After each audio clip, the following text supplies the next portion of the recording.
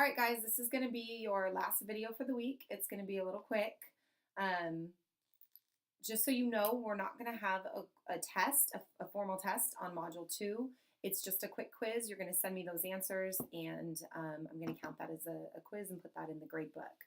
And then we'll be moving to Module 3 pretty quickly. So this last video is, and I want you to take notes in your math notebook, so turn to just whatever your next page is, and go ahead and write LCM. So you made a T-chart and you really tried to go, what do I know about the words least in common? And then you were supposed to come up with the definition, and it didn't have to be correct, just you trying to take some of the language arts clues that you had in those words and apply them to math. And sometimes that's really important to do. So least common multiple. What it means is, so the least common multiple of two or more numbers. So if I write, you write. Least common multiple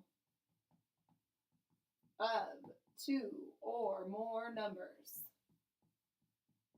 Notice I'm doing a little shorthand. It's a really important skill so that when you are in high school or you are in college and you have a teacher who's talking really, really fast and isn't a video that you can pause and stare at her funny faces, you can keep up with them when they're talking. So I try to use as many kind of shorthand things as possible so that you guys can practice that and maybe adopt a few of them for yourself, okay? Sorry, little sidetrack. So least common multiple of two or more numbers is the least number other than 0.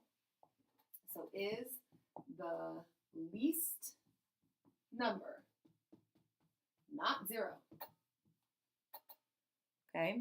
That is a multiple of all the numbers. That is a multiple. I swear I can spell. Multiple of all of the numbers. Okay, a least common multiple of all the numbers. Now, what is confusing about least common multiple and greatest common factor is greatest common factor is going to be a small number and least common multiple is going to be a big number. So I find that confusing. I think that they could have picked better words to describe these things, but what do I know, right? Just remember it's like the opposite, okay? Your least one is going to be a big number and your greatest one is going to be a small number. And you know what? We see that sometimes with math. It's just opposite of what your brain says. So just kind of get that stuck in your head. It's opposite. So the least common multiple, so pause that if you need it. So the least common multiple, or LCM, and if this still really confuses you, I looked up and there's some decent Khan Academy videos. You could watch those also, just for an extra review, okay? I didn't love them, so I'm making my own, but they're still really good information, okay?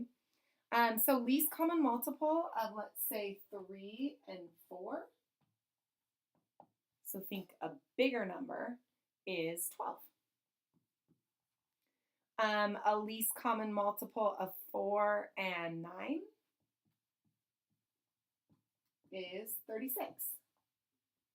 Okay, so it's literally just multiplying the numbers together and saying this number has these as common factors and this number is the least common multiple. That word multiple implies that we're multiplying. So that is why, even though the word least is confusing, the word multiple tells us what we're doing. We're multiplying. Whereas greatest common factor, even though the greatest is confusing, the word factor is what tells us we're dividing. And I know you might not be familiar with that word, but again, when you're in 8th grade, and I guess even in high school, you're going to see when you factor things, you actually make them smaller. Think of like a factor tree. Do you remember doing those where you just keep going and going, and at the bottom they're really small numbers? So multiple is multiplying, making it bigger. Factor is really dividing and making it smaller. Hopefully that kind of clears up some confusion, and I will see you guys next week.